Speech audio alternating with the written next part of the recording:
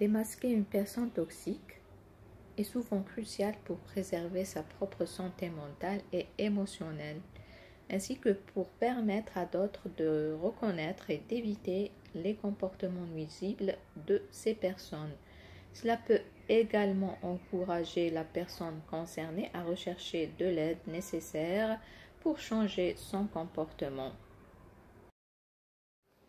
Une fois démasquées, les conséquences psychologiques sur le pervers narcissique peuvent être variées et dépendent souvent de la gravité de la situation et de la manière dont il perçoit la perte de contrôle sur sa victime. Voici quelques conséquences psychologiques possibles sur le pervers narcissique, bien sûr. La colère et la rage narcissique. Donc, le pervers narcissique éprouve une intense colère et une rage envers la personne qui l'a démasqué, ainsi que envers lui-même pour avoir perdu le contrôle de la situation. C'est très frustrant du pervers narcissique d'être démasqué.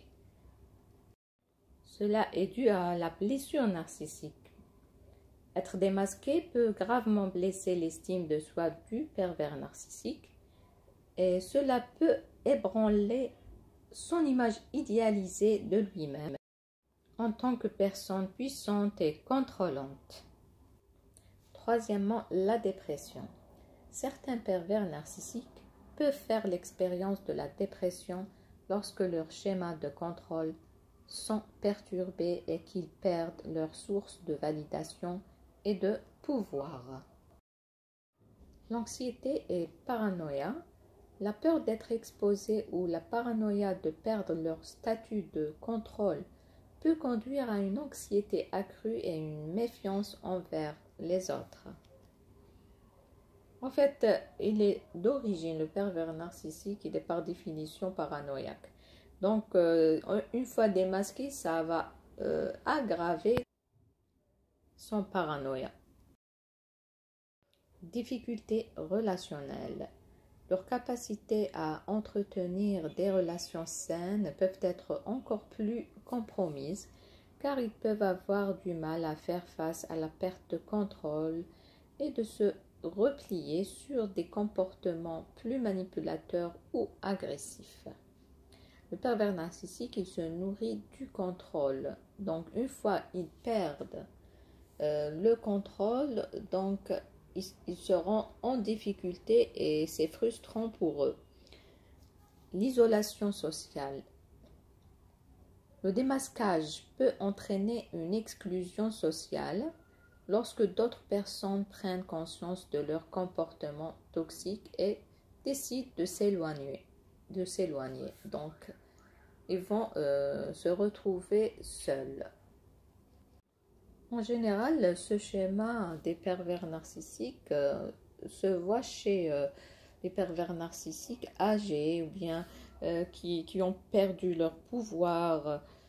C'est difficile de voir ça, donc quand le pervers narcissique est charismatique, il est jeune, il est vivant, donc le refus de responsabilité. Plutôt que de reconnaître leurs torts, certains pervers narcissiques peuvent intensifier leur comportement manipulateur pour regagner le contrôle ou blâmer la victime pour leur propre démasquage. Maintenant, on va voir comment il se comporte le pervers narcissique quand il est démasqué. Donc, premièrement, négation et minimisation. Donc, par exemple, il va dire « Oh, tu exagères, je ne t'ai jamais fait de mal intentionnellement, car tout dans ta tête. » Ou bien c'est le problème, c'est toi, etc. Le pervers narcissique peut refuser de reconnaître ses actions abusives ou de minimiser cette action pour éviter la responsabilité. Donc, il va dire à la victime toujours c'est ton problème, toi tu n'as pas bien compris, toi tu es trop sensible. Voilà, il rejette toujours le problème sur la victime ou sur la personne qui l'a démasqué. Deuxièmement, agressivité et défense. Bien sûr, il va agir agressivement pour se défendre, bien sûr. Donc, par exemple, il va utiliser cette phrase. Comment oses-tu me traiter ainsi après tout ce que j'ai fait pour toi? Face à l'accusation, il peut devenir agressif verbalement ou même physiquement pour intimider et contrôler la situation. C'est pour ça la personne qui démasque le pervers narcissique, elle est en danger parce qu'elle peut subir une violence physique, verbale. Donc, il ne va pas accepter cette situation. Donc, la manipulation et la séduction, il va retomber sur la séduction. Donc, il peut dire, je suis désolé, je vais changer, je t'aime tellement, tu es la seule personne qui me comprend vraiment. Donc, c'est pas pour, il est vraiment dit désolé ou bien pour donner des excuses, non. Demander plutôt des excuses. Non, c'est pour manipuler. Donc, pour reprendre le contrôle encore une fois, pour gagner du temps encore. Donc, l'utilisation de la manipulation émotionnelle pour regagner la confiance et maintenir l'emprise sur la victime. Et c'est un schéma qui se répète et on le voit souvent.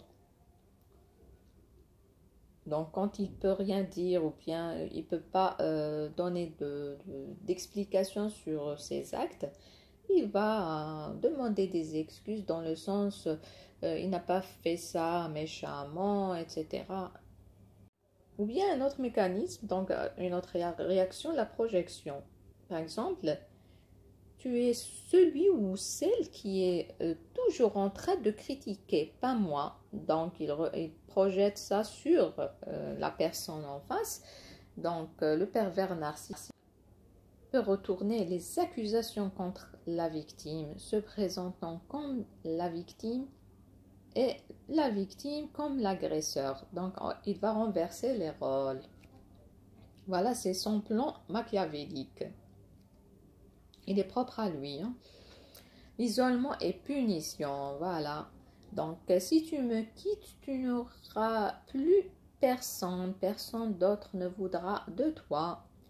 Donc, ce sont des menaces de conséquences négatives pour la victime si elle décide de s'éloigner, comme l'isolement social ou l'humiliation publique. Voilà, ça se passe entre les couples, bien, mais aussi dans le milieu de travail aussi. Donc, quand le responsable te dit tu ne trouveras jamais de boulot, personne ne va t'embaucher, etc., etc. Sixièmement, indifférence et détachement. Le pervers narcissique, il peut ignorer complètement la révélation ou les sentiments de la victime, comme si cela n'avait aucune importance.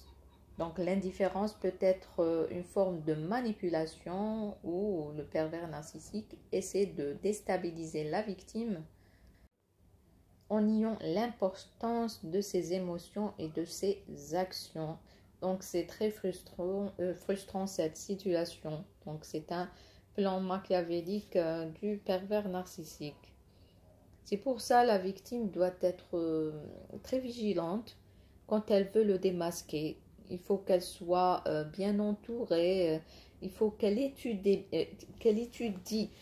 bien la situation avant de le démasquer. La question qui se pose maintenant, pourquoi on a peur de démasquer un pervers narcissique? Donc c'est la question qu'on va essayer de répondre maintenant. Pourquoi on a cette peur pour démasquer le PN? Il y a plusieurs raisons pour lesquelles on peut avoir peur de démasquer une personne toxique, perverse, narcissique. Donc, premièrement, c'est la peur de représailles.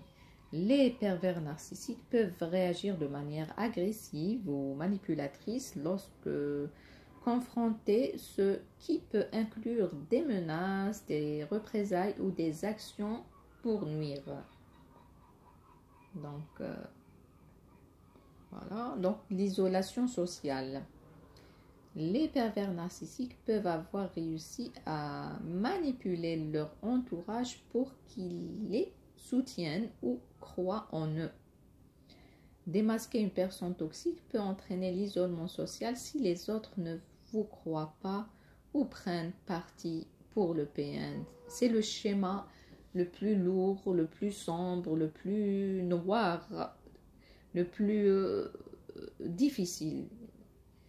Quand l'entourage ne vous croit pas, donc ne croit pas la victime, et vous allez vous sentir plus isolé que d'avant.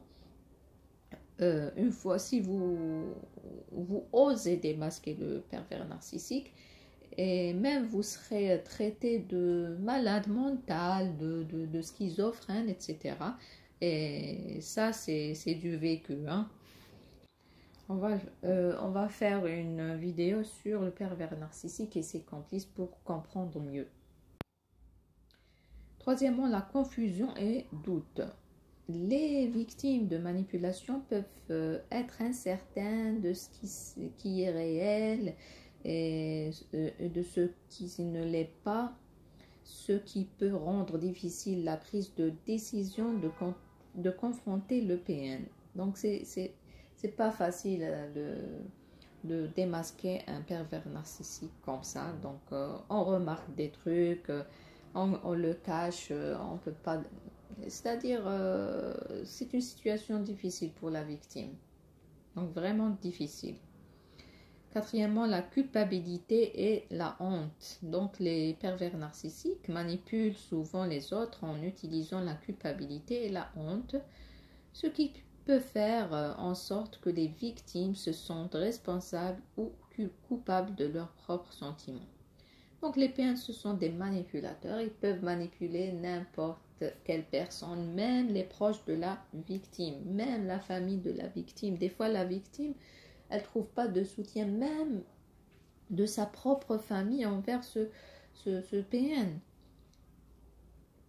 Cinquièmement, impact sur la santé mentale. Voilà, donc les relations avec les pervers narcissiques peuvent avoir un impact négatif significatif sur la santé mentale des victimes, y compris une baisse de l'estime de soi et des problèmes d'anxiété et de dépression. Donc cela va freiner la victime de démasquer le pervers narcissique, parce elle aura ses propres problèmes mentaux plutôt, et c'est difficile qu'elle démasque son pervers narcissique. Donc, sixièmement, espoir de changement, c'est le faux espoir de changer, d'accord? Il peut y avoir l'espoir que le pervers narcissique puisse changer ou s'améliorer, ce qui peut retarder la confrontation ou la dénonciation. Alors qu'il faut mettre ça comme règle, le pervers narcissique ne change jamais. En général, démasquer un pervers narcissique peut être une décision difficile. Il doit être abordé avec prudence, en prenant soin de se protéger, donc de protéger sa propre sécurité et bien-être.